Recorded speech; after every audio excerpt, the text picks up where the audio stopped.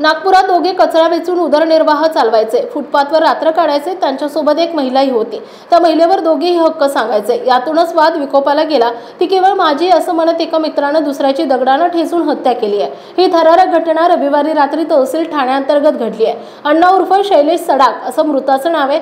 या प्रकरणी पोलिसांनी गुन्हा दाखल केलाय। वरिष्ठ पोलीस निरीक्षक शुभांगी देशमुख यांच्या नेतृत्वातील पथकानं केवळ 3 तासात या गुन्ह्याचा छडा लावलाय। आरोपीला अटक केली आहे। अनुराग उर्फ घोडा बोरकर असं अटकेतील आरोपीचं नाव आहे। अण्णा हा मूळचा सिहोर मध्य प्रदेश येथील रहिवासी आहे। 7 वर्षांपासून नागपुरात फुटपाथवर राहतो। आरोपी अनुराग हा मूळचा शांतीनगरचा रहिवासी आहे। तो गुन्हेगारी प्रवृत्तीचा असल्यानं कुटुंबियांनी त्याला घराबाहेर काढलंय। अनेक वर्षांपासून तो फुटपाथवर राहतो। दोघेही एका निराधार महिलेच्या संपर्कात आले।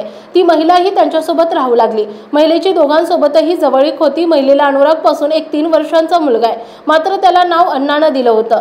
अनुरागला अण्णाची महिलेसोबतची जवळीक आवडत नव्हती, मात्र वारंवार इशारा देऊनही अण्णा तिच्याशी जवळीक साधायचा। घटनेच्या दिवशी म्हणजेच रविवारी रात्री तिघेही एकत्र होते। अण्णा महिलेशी जवळीक साधण्याचा प्रयत्न करत होता। हे पाहून आरोपीला संतापला आणि रागाच्या भरात मोठा दगड अण्णाच्या डोक्यावर मारला। अण्णा रक्तबंबाळ होऊन खाली कोसळला। त्यानंतर अनुरागनं त्याच्या छातीवर दगड मारला। त्यानंतर अनुराग आणि महिला पळून गेले। घटनेची माहिती मिळताच पोलिसांनी घटनास्थळ गाठलं। अण्णाला उपचारार्थ मयो रुग्णालयात नेला असता डॉक्टरांनी त्याला मृत घोषित केलंय।